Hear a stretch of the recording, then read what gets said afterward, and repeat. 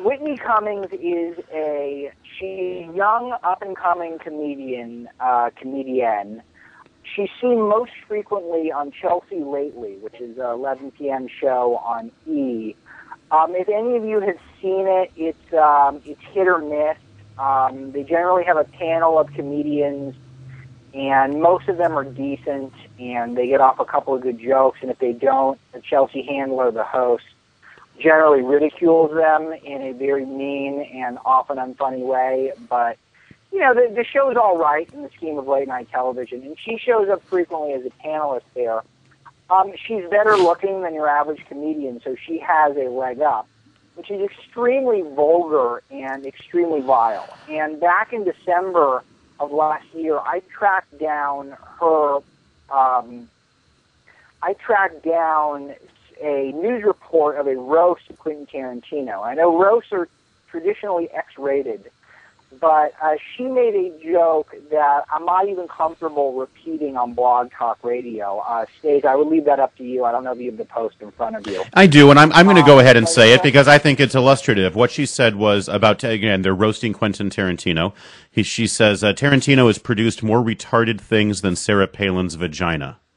That's the level of humor we're talking about here from Whitney Cummings. Yeah, so that's where her head's at. And this joke is incredible for a number of reasons. First of all, look at who's the subject of the joke. It's Trig Palin and Sarah Palin, the mother who chose not to abort her mentally challenged child, her vagina, and the mentally challenged 3-year-old or 2-year-old at the time. Yeah. So it's just right off the bat, your reaction is not ha-ha, it's yikes. Yeah. What is in this woman's head? And even at a roast, this is pretty repugnant. But what even makes matters worse is that she stole this joke. This is a joke that Louis C.K. has already made, who also has a show on FX. And it's a show that the popular comedy website, it's a joke that the popular comedy website, E-Bombs World, has almost the exact same joke on their site, which they've had up for a very long time. So she's actually stole a joke about Trig Palin and Sarah Palin's vagina and calling Trig a retard and Sarah Palin's vagina a retard-making vagina. Right. She stole that joke.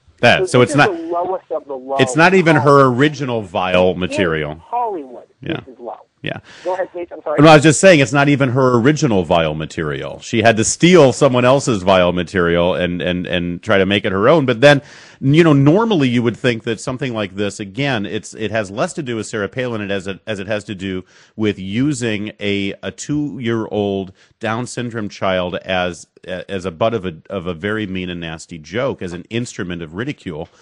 Normally in Hollywood, the most politically correct town in the universe, this would be something that not only gets a lot of attention and it would get a lot of condemnation from executives at studios. They would want to distance themselves from something like that. But that's actually the opposite of what's happening, isn't it? Yeah, it's the complete opposite, actually. And just to touch on two things you said, is the first part is I would make the case that she thinks of this as irreverent, but of course, making fun of Sarah Palin is the furthest thing from irreverent. But she's actually been rewarded by this. She is the creator and executive producer of not one, but 2 pilots, network pilots, this coming pilot season, both debuting in September. One of them is called Whitney and is going to be on NBC, MSNBC, not MSNBC, NBC, primetime pilot, and another one called 2 Broke Girls, I think, which will be on CBS. She also stars in Whitney. So what's unbelievable to me is that if anyone had said anything like this about the Obamas, if anyone had said anything like this about the Clintons, it's like Ed Schultz is on the shelf right now for using the word slut in reference to Laura Ingraham. I mean, we're talking about a vice presidential candidate and saying that her vagina makes retards. Right. And she's rewarded with 2 primetime shows. Even for Hollywood, this is mind-blowing. And this week, the last week or so, they've started to put out the promotional material for the 2 shows. so I thought it was a good opportunity to pile on this vile excuse for a comedian, bring it up again. And what prompted me to do my quick write-up on Big Hollywood, which you'll see, I think it was up on Wednesday morning, which was yesterday morning, Yeah.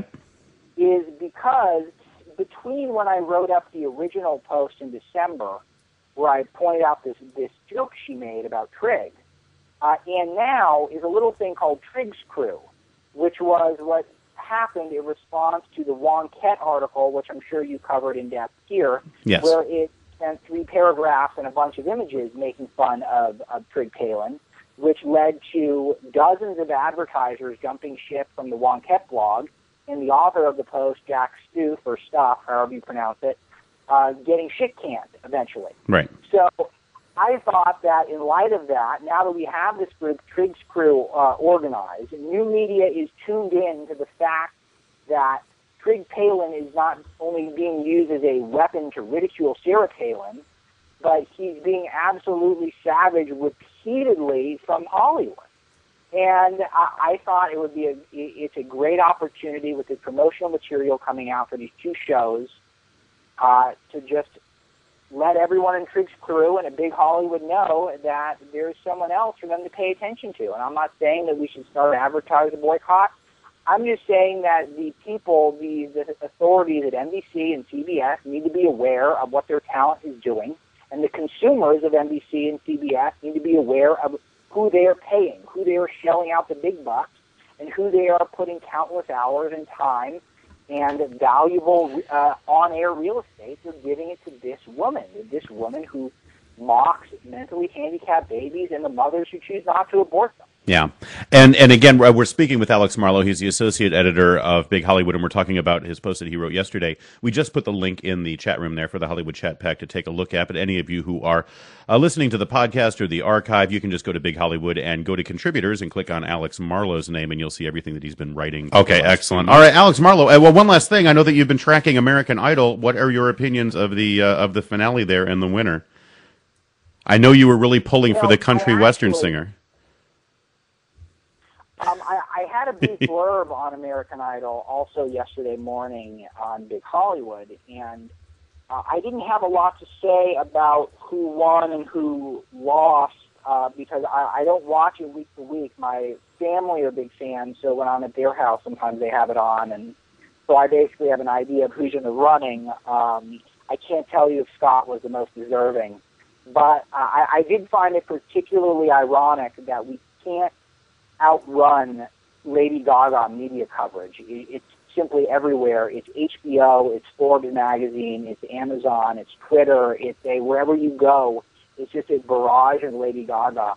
And the 2 most anti-Lady Gaga American Idol contestants possible were democratically voted the top 2 finalists by America. We're talking 95 million phone calls in to vote, and they choose 2 country stars. And I just love that because that's such an FU to the coastal entertainment media who keeps telling us we love Lady Gaga. And her, I think the way I put it in my post is her glam bisexual, what did I call it? Glam bisexual anti-Christian pop. Right. That she does. And I'm not saying there isn't a market for it, but I'm just saying, please stop telling me this is what I want. Because it is not. I'm not a country guy either, but I'm certainly not a Lady Gaga guy. And you'd think that based on Forbes magazine's glowing profiles and glowing reviews of her anti-Christian, anti-religious album, you'd think she was the second coming of, the Beatles or something. Right. And she just isn't. She's repackaged Madonna with some angular outfits and some faux edgy anti-Christian lyrics. It's just, who cares? Yawn. I'm yawning and thinking about her now. Cheap Trick, glam bisexual protest blasphemy pop. Well, that's going to be a new category at the Grammys, I think. Yeah, well, she would win hands down, but apparently she'd win in every other category too because she's the greatest musical act in the world right now, according to the people in their enclaves on coastal America. Yeah. Well, and my favorite part about American Idol, having only seen a couple of episodes the whole year, is that it was the anti-Lady Gaga candidates were the final two, the sweet, aspiring country artists who wore cowboy boots and flannel, and right. I loved it. I thought that's America so much more to me than this prepackaged, over-the-top Lady Gaga stuff, which is clearly the product of hundreds and hundreds of executives and business people trying to make up a figure, and there's no heart, there's no soul, it's just empty, soulless music. And it's offensive to me more in that sense than it is than the anti-Christian lyrics. The anti-Christian lyrics are boring to me. It's the beating me over the head is just so on the nose, her act. Right. And it's just so kitsch that's what offends me so much. And, I just think we should just go back to show tunes. I think we should just keep putting on those show tunes. We should get Shaboopy in there. Absolutely. Why isn't Shaboopy the #1 record right now? Where's the Shaboopy vote? Well, it's funny you should mention that, and it is true. These two are like the fresh scrubbed country western, kids next door kind of thing. And I heard a lot of criticism about that. And somebody from the show said, "Well, listen, the main person who actually ends up picking up the phone and voting, and who's driving the ratings for this show are 12 to 16-year-old girls. They're the ones who are really sort of driving. They're the biggest force. That's not the biggest group of people watching the show necessarily, but they're the ones who are motivated to vote and who will actually text in the vote, which I find fascinating. And it's a great thing. I think it's wonderful that those girls are the ones who are attracted to this kind of performer and this kind of music. But of course, the irony, Alex Marlow, after you've pointed this out to everybody, the irony, of course, is that during the finale show yesterday, who was the top performer that they had perform for that 12 to 16-year-old girl audience? Lady Gaga. And she was on stage. Yep. She looked like a puppy dog humping somebody's leg on stage. It almost looked like Cinemax porn. It was a little disturbing. Right. It's so incongruous to me. And this is the myth that Hollywood and so much of the movers and shakers in the entertainment industry create, which is that they basically tell us what we want, and then they tell us that's what we want. Right. If you follow that, what I'm trying to say is that just because they put it out there and they market it and they pay off the right DJ to play it on the right radio station, it doesn't mean it's any good. It doesn't even mean it's music, and it certainly doesn't mean we like it. And part of what is the best part of American Idol is that you really see the emotion that goes into it among the candidates. They're not rich people. They haven't made it yet, and they just are enjoying performing the music, getting people to hear their favorite hobby, essentially, which is what it is. And that's so much more charming and so much more appealing and so much more Americana than this Lady Gaga crap.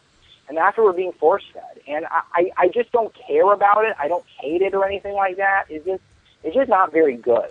And for us to continue to be sold over and over on the fact that this is what's hip and this is what's in, gag me. All right. I'm with you. Hey, listen, it's hard to argue with you, Alex Marlow, and I'm just glad that finally somebody younger than 25 agrees with me about this sort of thing, because I feel like the old fart in the room. And you get your gun. Oh, that goes without saying.